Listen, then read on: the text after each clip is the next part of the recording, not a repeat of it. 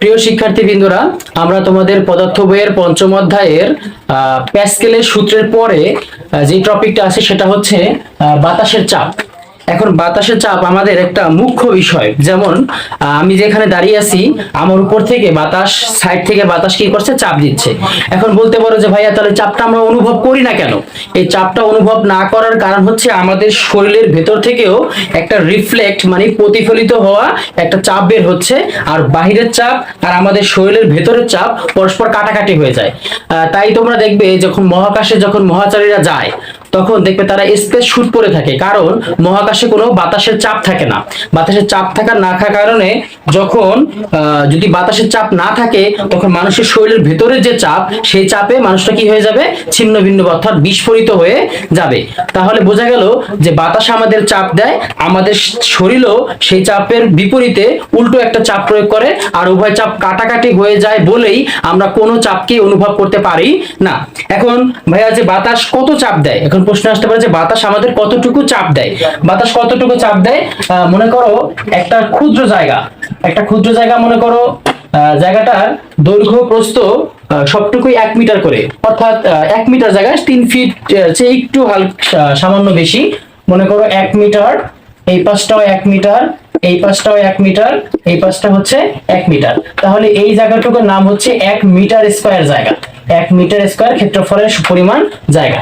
এই 1 metre square ক্ষেত্রফলের পরিমাণ জায়গার উপরে বায়ু যে চাপ দেয় সেটা শুনলে তুমি বিস্মিত হয়ে যাবে। 1 মিটার স্কয়ার জায়গার উপরে বায়ু যে চাপ দেয় সেই চাপের পরিমাণ প্রায় 10 to the power 5 Newton. 10 to the power 5 Newton, যেটা একটা হাতির ওজনের সমান। হাতির ওজনের সমান। বিস্মিত হওয়ারই কথা, কারণ আমরা কোনো চাপ অনুভব করতে পারি না, কিন্তু বায়ু কিন্তু আমাদের চাপ দেয়। সেটা কি পরিমাণ চাপ দেয়? 1 মিটার স্কয়ার জায়গার উপর প্রায় 10 টু দি পাওয়ার 5 নিউটন, অর্থাৎ একটা হাতির ওজনের সমান চাপ দেয়। তাহলে ভাই এই চাপের মানটা কিন্তু অনেক বেশি। তাই আমরা বলি যে বাতাসের চাপ, তাই আমরা সবসময় বলি কি, বাতাসের চাপ হচ্ছে 10 to the power 5 newton per metre square. 10 to the power 5 newton per metre square. তোমাদের বইয়ে যদি এই মানটা দেওয়া আছে, এটা এমসিকিউতে আসতে পারে যে বাতাসের চাপ কত। বাতাসের চাপ হচ্ছে 10 to the power 5 newton per metre square. এখানে এই 10 to the power 5 newton per metre square বলতে বোঝায় যে 1 মিটার স্কয়ার পরিমাণ জায়গার উপর যেই পরিমাণ বাতাস দেয়, বাতাসের চাপ, সেই বাতাসের চাপটুকু হচ্ছে 10 টু দি পাওয়ার 5 নিউটন। তাহলে আমরা এখন পৃথিবী পৃষ্ঠের দিকে বাতাসের ঘনত্ব বেশি। পৃথিবী পৃষ্ঠে বাতাসের ঘনত্ব বেশি, তাই বাতাসের চাপও বেশি। আমরা যত উপরে যাব তত বাতাসের চাপ ধীরে ধীরে কমতে থাকে। মহাকাশে বাতাসের চাপ থাকেই না। তাই দেখবে যখন তোমাদের বড় বড় যে যাত্রীবাহী প্লেনগুলো আছে, সেই প্লেনগুলো ভূমির কাছাকাছি দিয়ে না যে একটু উপর দিয়ে যাওয়ার চেষ্টা করে, যাতে সে বাতাসের এই ঘর্ষণকে উপেক্ষা করতে পারে, মানে বাতাসের ঘর্ষণটা যাতে সে উপলব্ধি না করতে পারে। তাই সে চায় যে যতটুকু পারা যায় উপর দিয়ে যাওয়া। কিন্তু এখন প্রশ্ন আসতে পারে যে ভাইয়া তাহলে প্লেন তো মহাকাশ দিয়ে গেলেই পারে, যে এখান থেকে উঠলো, মহাকাশ দিয়ে এখানে এসে পড়লো বা নামলো, তাহলে তো প্লেনের কোনো বাধার সম্মুখীন হলো না। কিন্তু ভাই একটা সমস্যা আছে।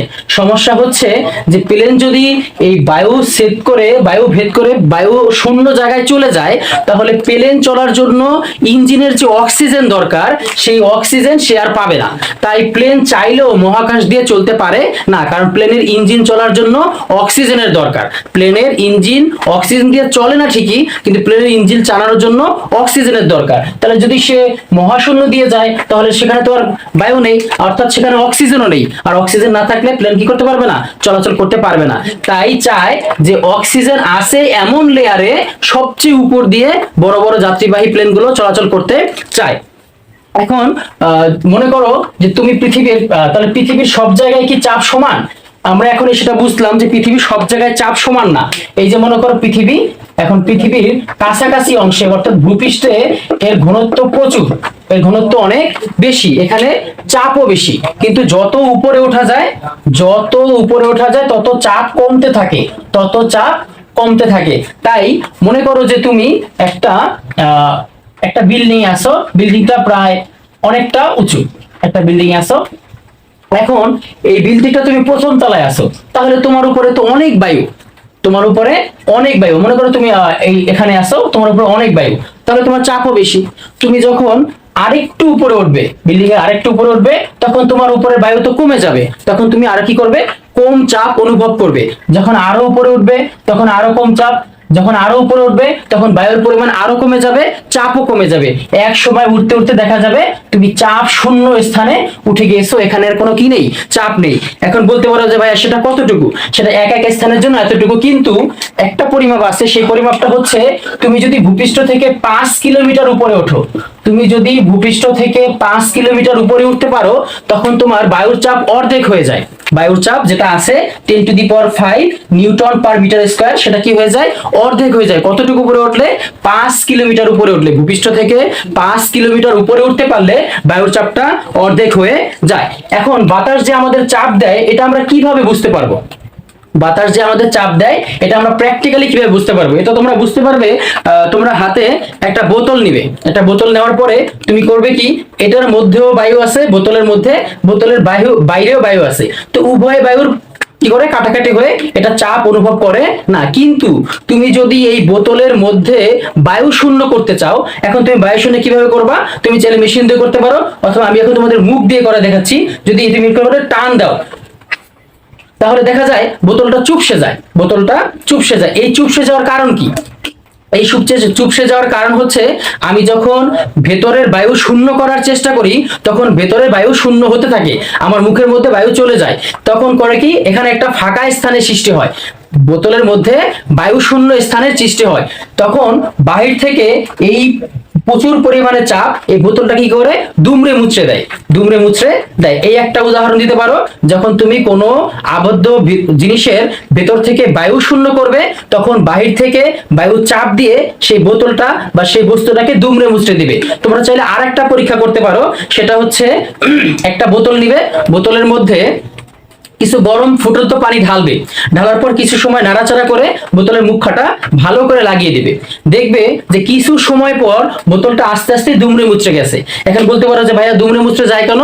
সেটাও একই কারণ, সেটা হচ্ছে গরম পানির যে জলীয় বাষ্প সেটা কি করে, এই ভেতরের বায়ুকে হালকা করে দেয়। গরম কি করে, গরম পানির যে জলীয় বাষ্প, যে গরম জলীয় বাষ্পটা, সেটা ভেতরের জলীয় বাষ্পকে অর্থাৎ ভেতরের বায়ুটাকে হালকা করে দেয়। হালকা করে দেওয়ার কারণে তার ঘনত্ব কমে যায়, তখন বাহির থেকে বাহিরে বাতাসে এই চাপ দিয়ে এই বোতলটাকে এভাবে দুমড়ে মুচড়ে ফেলে।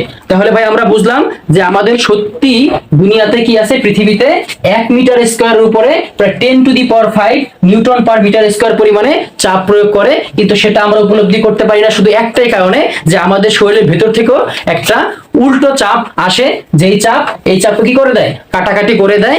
আর আরেকটা মুখ্য বিষয় হচ্ছে যে সেটা, যে পৃথিবী পৃষ্ঠ থেকে যত উপরে উঠবো তত চাপ কমতে থাকবে। আর একটা কাউন্টেবল মান হচ্ছে, পৃথিবী পৃষ্ঠ থেকে প্রায় 5 কিলোমিটার উপরে উঠলে সেই চাপের পরিমাণটা অর্ধেক হয়ে যায়। এই হচ্ছে তোমাদের বাতাসের চাপের টপিকটা। এখন পরবর্তী যে টপিকটা আছে তোমাদের, সেটা হচ্ছে টরিশেলির পরীক্ষা, সেটা হচ্ছে টরিশেলির পরীক্ষা।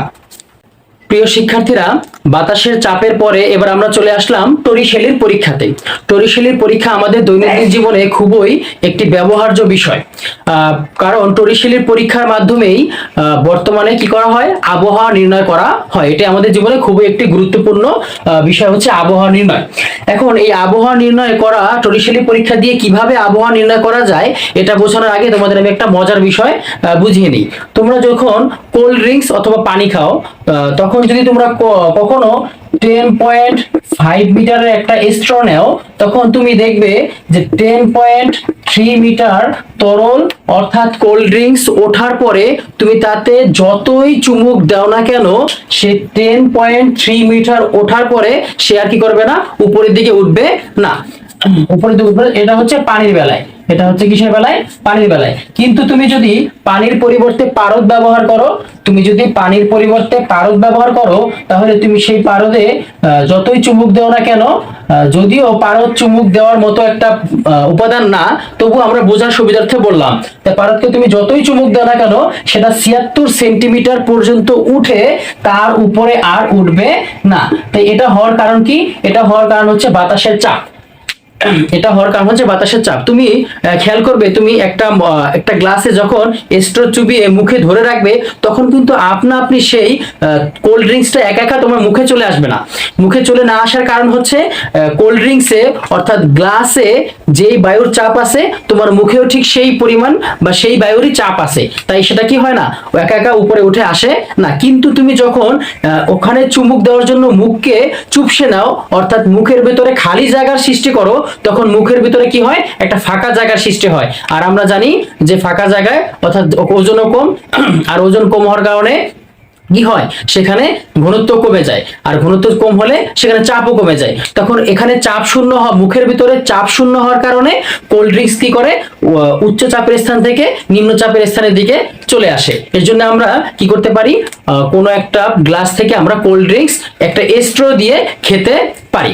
বিজ্ঞানী টরিশেলি এই বিষয়টা লক্ষ্য করার পর তিনি একটি গবেষণামূলক পরীক্ষা চালান। পরীক্ষাটি আমি তোমাদের এখানে চিত্র এঁকে বোঝানোর চেষ্টা করছি।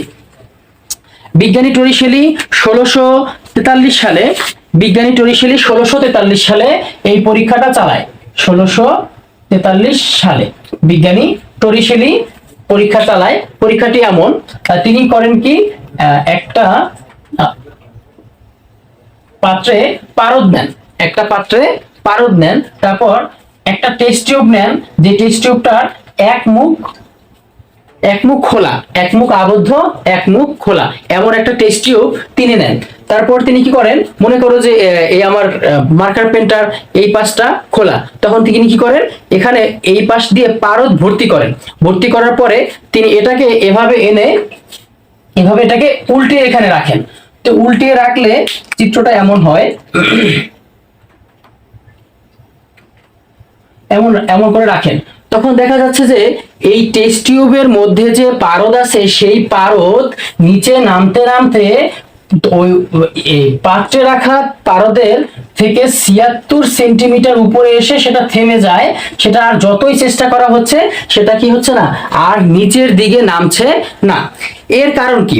এর কারণ অনুসন্ধানে তিনি যে সমাধানটা পান, সেটা হচ্ছে এই যে পাত্রে এই পাশটাতে যে পারদ আছে, এই পাশটাতে যে পারদ আছে, সেই পারদ কি পায়, সেই পারদ উপর থেকে বাতাসের একটা চাপ পায়। সেই পারদ উপর থেকে বাতাসের একটা কি পায়, চাপ পায়। কিন্তু এই যে টেস্ট টিউব, এই টেস্ট টিউবের মধ্যে, এই টেস্ট টিউবের নিচে যে পারদটুকু থাকে, টেস্ট টিউবের নিচে যে পারদটুকু থাকে, সেই পারদটুকু কি পায় না, সেই পারদটুকু সরাসরি বাতাসের চাপ পায় না, কারণ এই টেস্ট টিউবের এই মুখটা কি আবদ্ধ অবস্থায় আছে। তো যেহেতু টেস্ট টিউবের এই মুখটা আবদ্ধ অবস্থায় আছে, তখন সে কি পায় না, এই পাশে পারদ যেমন চাপ পায়, কিন্তু সেই পাশে কি হয় না, সেই সমপরিমাণ চাপ পায় না। এবার তুমি খেয়াল করো, যদি একটা বেসিক বিবেচনায় আনো, যে এই পাশ থেকে যদি পারদকে কেউ চাপ দিচ্ছে, আবার এই পাশ থেকেও পারদকে কেউ কি করছে, চাপ দিচ্ছে। দুঃখিত, এই পাশ থেকেও পারদকে চাপ দিচ্ছে, এই পাশ থেকেও পারদকে কি করছে, চাপ দিচ্ছে। কিন্তু এই জায়গাটা এই পাশের মতো চাপ অনুভব করছে না, কারণ এই জায়গার উপরে কি আছে, এই পারদের উপরে শুধু 76 সেন্টিমিটার পর্যন্ত পারদ আছে। এই জায়গাটা উপরে ঢাকা থাকার কারণে বাতাসের চাপটা সে কি পাচ্ছে না, সরাসরি পাচ্ছে না। তখন এই দুই পাশ থেকে যখন পারদ চাপ পাবে, এই দুই পাশ থেকে যখন পারদ চাপ পাবে, তখন চাপ পেয়ে পারদ এই চাপ শূন্য স্থানের দিকে যাওয়ার চেষ্টা করবে, চাপ শূন্য স্থানের দিকে যাওয়ার চেষ্টা করবে।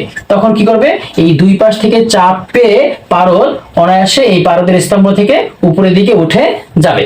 তাহলে সেই উঠার পরিমাণটা হচ্ছে কত পরিমাণে, স্বাভাবিক তাপমাত্রায়, স্বাভাবিক আবহাওয়ায় সেটা হচ্ছে 76 সেন্টিমিটার। তাহলে বিজ্ঞানী টরিশেলি এই সিদ্ধান্তে উপনীত হয় যে যে পাত্রের অন্যান্য অংশের পারদ যে চাপ পায় বাতাসের, সেই চাপের কারণে সেই পারদ চাপ শূন্য স্থানে কি করে আস্তে আস্তে উপরের দিকে উঠে যায়। আর সেটা উঠে কত পর্যন্ত, সেটা হচ্ছে সেই তরলের লেভেল থেকে 76 সেন্টিমিটার পর্যন্ত পারদ উঠে সেটা থেমে যায়। এখান থেকে এই পরীক্ষা থেকে বিজ্ঞানী প্যাসকেলের এই পরীক্ষা থেকেই পরবর্তীতে পরবর্তীতে বায়ুর চাপ মাপার যে যন্ত্রটা আবিষ্কার করা হয় তার নাম হচ্ছে ব্যারোমিটার। বায়ুর চাপ মাপার যে যন্ত্র আবিষ্কার করা হয় তার নাম হচ্ছে কি, ব্যারোমিটার। ব্যারোমিটার।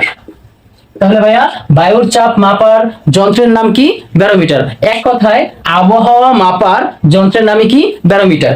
এখন কিভাবে ব্যারোমিটার অর্থাৎ এই প্যাসকেলের এই টরিশেলের এই পরীক্ষা দিয়ে কিভাবে আবহাওয়া নির্ণয় করা যায়, এই টপিকটা আমি তোমাদের এখন বোঝানোর চেষ্টা করব। আমি চিত্রটা মুছে আবার নতুন করে আঁকার চেষ্টা করছি যাতে তোমরা সহজেই বুঝতে পারো। দেখো, এই মনে করো একটা পাত্র, এই পাত্রের মধ্যে পারদ আছে, এই পাত্রের মধ্যে কি আছে, পারদ আছে। এখন এই হচ্ছে এক মুখ খোলা টেস্ট টিউবটা, আর এই হচ্ছে 76 সেন্টিমিটারের সমপরিমাণ লেভেলটা এখানে আমি দিয়ে রাখলাম 76 সেন্টিমিটার। এখন ভাইয়া বিবেচনা করো, যখন তাহলে এই যন্ত্র দিয়ে কি হওয়া যায়, আবহাওয়া পরিমাপ করা যায়। এখন তুমি মনে করো এটা হচ্ছে আমাদের পৃথিবী, মনে করো এটা হচ্ছে আমাদের পৃথিবী। এখন পৃথিবীর পৃষ্ঠে সাধারণত যেই গ্যাসগুলো বেশি পরিমাণে থাকে সেটা হচ্ছে নাইট্রোজেন গ্যাস এবং অক্সিজেন গ্যাস। এই নাইট্রোজেন গ্যাস এবং অক্সিজেন গ্যাসের মোট ভর প্রায় 60 গ্রাম। এক অণুর ভর প্রায় কত গ্রাম, 60 গ্রাম। সেটা হচ্ছে নাইট্রোজেন হচ্ছে 7 দুগুণা 14, অর্থাৎ নাইট্রোজেন একটা অণুর ভর হচ্ছে 14, আর যেহেতু নাইট্রোজেন এখানে দুইটা আছে তাহলে দুইটা হচ্ছে 14 দুগুণা হচ্ছে কত, 28। আর অক্সিজেন হচ্ছে 16, আর 16 দুগুণা কত হবে, 16 দুগুণা হবে 32। তাহলে 28 আর 32 আলটিমেটলি কত দাঁড়ালো, 60 গ্রাম। তাহলে 60 গ্রাম কখন, 60 গ্রাম হচ্ছে শীতকালে বা শীতকালে। তাহলে শীতকালে বাতাসে যে গ্যাসগুলো থাকে সেই গ্যাসের এক অণুর ভর কত গিয়ে দাঁড়ায়, এক অণুর ভর গিয়ে দাঁড়ায় প্রায় হচ্ছে কত গ্রাম, 60 গ্রামের মতো। তার 60 গ্রাম অনেকটা হিউজ, 60 গ্রামের মতো। কিন্তু অপর পক্ষে যখন গ্রীষ্মকাল হয় তখন কি হয়, গ্রীষ্মকালে নাইট্রোজেন এবং অক্সিজেনের থেকে সমুদ্র পৃষ্ঠে থেকে প্রচুর পরিমাণে পানি কি হয়, বাতাসে জলীয় বাষ্প হয়ে উঠে যায়। জলীয় বাষ্প যেহেতু পানি, তাহলে জলীয় বাষ্প হচ্ছে H2O অর্থাৎ পানি, আলটিমেটলি ভর হচ্ছে হাইড্রোজেন 1 আছে 2টা, তাহলে যোগ হচ্ছে অক্সিজেন হচ্ছে 8 দুগুণা 16, আলটিমেটলি কত গ্রাম, আলটিমেটলি হচ্ছে 18 গ্রাম। তাহলে দেখো, শীতকালে বাতাসে এক অণুর ভর প্রায় 60 গ্রাম, আর গ্রীষ্মকালে বাতাসে এক অণুর ভর কত গ্রাম, 18 গ্রাম। তাহলে দেখলেই তোমরা বুঝতে পারছো যে শীতকালের বাতাসটা ভারী বাতাস আর গ্রীষ্মকালের বাতাসটা হচ্ছে হালকা বাতাস। এখন তোমরা এখানে বিবেচনা করো, যখন শীতকাল আসে তখন বাতাসটা তো খুব ভারী বাতাস, ভারী বাতাস হওয়ার কারণে পারদস্তম্ভ কি করে, পারদস্তম্ভকে অর্থাৎ পারদকে বাতাস খুব ভর যেহেতু বেশি তাই চাপও বেশি, তাই এখানে চাপ বেশি থাকার কারণে পারদ কি করে, উপর দিকে বেশি উঠে যায়। অর্থাৎ শীতকালে বায়ুর ভর বেশি তাই চাপও বেশি, তাই সে কি করে, চাপ পেয়ে পারদস্তম্ভ 76 সেন্টিমিটার থেকে কি হয়ে যায়, উপরে উঠে যায়। অর্থাৎ যখন গ্রীষ্মকালে তো সে কি করে, নাইট্রোজেন এবং অক্সিজেনের পরিবর্তে সেখানে জলীয় বাষ্পের পরিমাণটা কি থাকে, বেশি থাকে। আর জলীয় বাষ্পের ভর যেহেতু কম তাই বাতাসে কি থাকে, বাতাসে তখন চাপও কম থাকে। তাই বাতাসে যখন চাপ কম থাকে তখন সে কি করে, বাতাসে চাপ কম থাকার কারণে সে পারদস্তম্ভের কি হতে পারে না, 76 সেন্টিমিটার পর্যন্ত উঠতে পারে না। তখন এর থেকে যারা পর্যবেক্ষক আছে তারা বুঝতে পারে, যখন তারা দেখে যে পারদস্তম্ভে পারদের চাপ অর্থাৎ পারদের লেভেল 76 সেন্টিমিটার থেকে বেশি উঠে গিয়েছে, তখন তারা কি বুঝতে পারে, তখন তারা বুঝতে পারে যে বাতাসে নাইট্রোজেন এবং অক্সিজেনের পরিমাণ বেশি, অর্থাৎ বাতাসটা ভারী বাতাস। কিন্তু অপরপক্ষে যখন তারা দেখে যে পারদস্তম্ভ ৭৬ সেন্টিমিটার থেকে নিচে নেমে গেছে, তখন তারা বুঝতে পারে যে বাতাসের জলীয় বাষ্পের পরিমাণটা কি হয়েছে, বেশি। বাতাসের জলীয় বাষ্পের পরিমাণ বেশি হওয়ার কারণে বাতাসটা হালকা বাতাস, আর হালকা বাতাস হওয়ার কারণে কি হচ্ছে, পারদস্তম্ভ নিচের দিকে নেমে এসেছে। তাহলে এই যে পারদস্তম্ভ নিচে নামা উপরে ওঠা, এটা দিয়ে কি করতে পারা যায়, আবহাওয়া নির্ণয় করতে পারা যায়। সেটা কিভাবে আরো বিস্তারিত তোমাকে বলছি।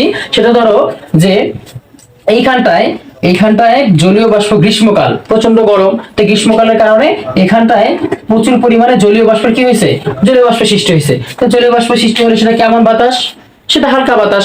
হালকা বাতাস হলে কি হবে, চাপ কম হবে, তাই এটা হচ্ছে নিম্নচাপ। তোমরা কিন্তু খবরে যখন দুর্যোগপূর্ণ আবহাওয়া আসে, তখন তোমরা কিন্তু এই শব্দটা বারবারই শোনো, সেটা হচ্ছে নিম্নচাপ।